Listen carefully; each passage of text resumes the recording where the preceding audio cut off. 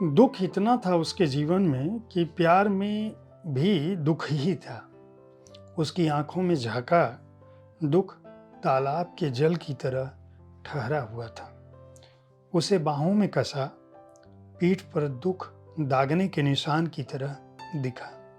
उसे चूमना चाहा, दुख होठों पर पपड़ियों की तरह जमा था। उसे निर्वस्त्र करना चाहा, उसने दुख पहन रखा था जिसे उतारना संभव नहीं था। ये मदन कश्यप की कविता है। आप देख रहे हैं साहित्य तक। मैं हूं जयप्रकाश पांडे। कार्यक्रम है एक दिन एक किताब, और मैं जिस पुस्तक के साथ उपस्थित हूं उसका नाम है ज्यादा प्राचीन है वेदना की नदी, मदन कश्यप की कविताओं पर एकाग्र। ए अरविंदाक्षन की यह आलोचना कृति है। मदन कश्यप जाने माने समकालीन दौर का एक बड़ा नाम है, जाने माने कवि हैं। साहित्य तक के बातें मुलाकातें कार्यक्रम में मैं उनसे बातचीत भी कर चुका हूं। जो लोग हिंदी कवितान जानते होंगे, जो लोग कविताओं में रुचि रखते होंगे, उनके लिए मदन कश्यप का नाम अपरिचित नहीं। ए अरविंदाक्षन 1949 में केरल के पालक्काड में पैदा हुए। भूतपूर्व प्रतिकुलपति महात्मा गांधी अंतर्राष्ट्रीय हिंदी विश्वविद्यालय वर्धा के रहे हैं। जाने माने आलोचक लेखक हैं।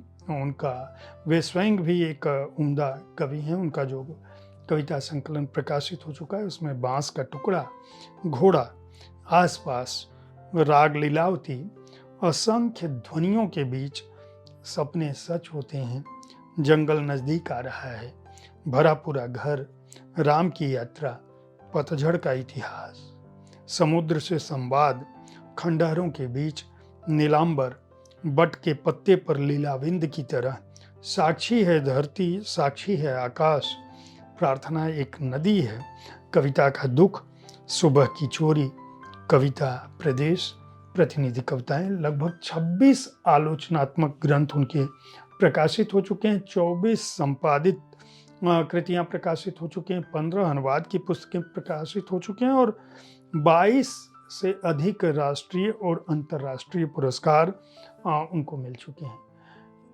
ए अरविंदाक्षन ने हमारे समय के महत्वपूर्ण कवि मदन कश्यप की रचनाओं को एक आलोचक की दृष्टि से देखा।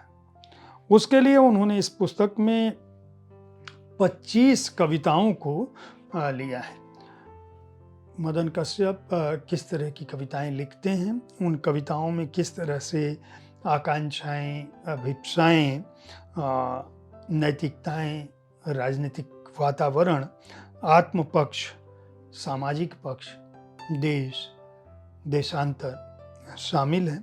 किस तरह से उनकी कविताएं नैतिक संघर्ष और मानवीय चेतना की प्रतिनिधि कविताएं हैं, उन सब पर नज़र डाली है। खासकर उन कविताओं को भी देखा है जिन पर बाजारवाद की छाया है, और इन सब से होते हुए जो जिस निष्कर्ष पर पहुंचते हैं वह यह है कि दुख जो है वह मदन कश्यप की कविताओं में एक महत्वपूर्ण स्वर की तरह आता है। इसीलिए शायद मैंने इस कार्यक्रम की शुरुआत में दुख से संबंधित कविता पढ़ी। इसके अलावा लोकतंत्र का जो विघटन है, राजनीतिक मूल्यों की जो गिरावट है, उन सब पर ए अरविंदाक्षन ने नजर डाली है।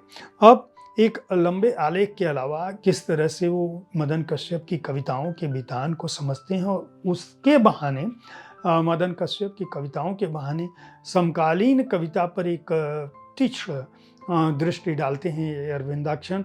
उसके लिए आपको ये कृति पढ़नी पड़ेगी, लेकिन इस कृति के अंदर मदन कश्यप की किन कविताओं पर उन्होंने बात कही है और किस तरह की भूमिका लिखी है, मैं उसके बारे में उसका उल्लेख जरूर करूँगा। भूमिका के बाद वो लिखते हैं कि जो मदन कश्यप पर उनका लंबा आलेख है, शानदार अनुपस्थितियों के बीच ही तो उपस्थित होती है कविता। यहाँ से उन्होंने शुरू किया है। उसके बाद पुरखों का दुख कविता पर उन्होंने ज़्यादा प्राचीन है वेदना की नदी, आशंकाओं के द्वीप में बेचैन जिंदगी जीने वाला नागरिक, बड़ी होती बेटी पर, लघुता का सौंदर्य शास्त्र चाहते कविता पर, अंधेरे की ओर अग्रसर रोशनी, नीम रोशनी में कविता पर। छोटों की हालत कहीं भी अच्छी नहीं है, छोटे छोटे ईश्वर जो कविता है उस पर। राजनीति में हस्तक्षेप, निंदा से पहले कविता पर। यथार्थ कल्पित कथा से भी भयानक क्यों है, निठारी की बच्ची पर जो कविता लिखी थी मदन कश्यप ने, उसको इस लेख में उन्होंने आकलन किया है इसका।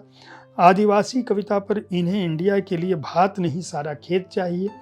व्याप्ति जड़ता के नानार्थ, ये जो है पिता का हत्यारा कविता पर। भारत माता की जय को उन्होंने भारत की खोज शीर्षक में रखा है। शानदार लोगों की कविता जो है वह जीवन के समांतर विकसित एक अयथार्थ समाज। फुटपाथ पर सोने वाले कविता को अपनी थकान के बिस्तर पर सोने वाले। विजेता हत्यारा को सांस्कृतिक विघटन का बृहद चित्रपट के रूप में देखते हैं ये अरविंदाक्षन। दुख कविता को दुख के तरंगवाही प्रवाह में झुलसता जीवन की बात करते हैं। सड़क किनारे 3 बच्चे, सोनी आंखों के सपने शीर्षक में उन्होंने इस पर एक आलोचनात्मक दृष्टि डाली है। तिलचट्टे कविता को वृत्त चित्र की भाषा से रचित, कविता के भीतर अंधेरे का आवास। घर कविता को जीवन की कहानी कहा है। गनीमत है बाजारवाद का मरुस्थल, इस कविता को गनीमत है कविता को उन्होंने इस शीर्षक से देखा है। आदमी को लिलती हैं खाने, इस कविता को मेहनत कश मजदूरों की व्यथा का था। अमेरिका को सर्वाधिपत्य का प्रतीकात्मक नाम। कुपलेन में अंधेरा निरर्थक हो जाती है आपकी कविता, और अपना ही देश को उन्होंने हमारे संघर्षों का इतिहास हजारों साल पुराना है शीर्षक से देखा है। फिर लोकतंत्र को देखता रहा चुपचाप देश को मरते हुए। धर्मनिरपेक्ष हत्यारा कविता को, क्योंकि हत्यारा हत्यारा है और नए युग के सौदागर को नहीं रोका जा सकता है इन्हें तीरों की बरसात से, इस दृष्टि से लिखा है। मदन कश्यप क्या कुछ लिखते रहे, उनकी कविताओं में क्या स्वर है। हिंदी का कोई एक बड़ा आलोचक जब उस पर दृष्टि डालता है, किसी कविता को देखता है, समझता है और उसे बताने की कोशिश करता है, तो किस तरह से उसका विन्यास करता है, किस तरह से उसका अवलोकन करता है, किस तरह से अपनी वैचारिकी को कवि की वैचारिकी के साथ रखने का प्रयास करता है।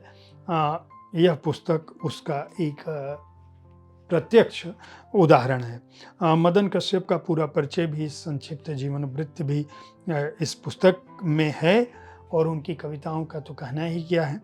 मैं आखिरी पन्ने पर जो एक कविता है, मैं उसका उल्लेख जरूर करूँगा। 5-6 लाइनों की कविता है। ये नए युग के सौदागर हैं, बेचना और खरीदना नहीं, केवल छीनना जानते हैं। वे कभी सामने नहीं आते, रहते हैं कहीं दूर समुंदर के इस पार या उस पार। बस सामने आती हैं इनकी आकांक्षाएं, योजनाएं, हवस। इन्हीं शब्दों के साथ मैं ये अरविंदाक्षन द्वारा लिखित इस आलोचना पुस्तक ज़्यादा प्राचीन है वेदना की नदी, मदन कश्यप की कविताओं पर एकाग्र को आप सभी को, अगर हिंदी साहित्य के छात्र हैं, कविता को समझना चाहते हैं, तो खरीदने की संस्तुति करता हूँ। प्रभाकर प्रकाशन ने इस पुस्तक को प्रकाशित किया है। मूल्य 199 रुपये केवल है, और पृष्ठ संख्या जो है 190 है। उम्मीद है साहित्य तक का यह एपिसोड आपको पसंद आया होगा। इस कार्यक्रम में आप किस तरह की पुस्तकों की चर्चा चाहते हैं, उसके बारे में अपनी राय से हमें अवश्य अवगत कराएं। हमारी कोशिश होती है कि विविध विधाओं की पुस्तकों के साथ आपके पास मैं हर दिन पहुंचूं, ताकि आपको अपनी पसंद की पुस्तक चुनने में आसानी हो। कल ठीक इसी समय ऐसी ही किसी एक कृति के साथ मैं फिर मिलूंगा। देखते रहिए साहित्य तक। धन्यवाद।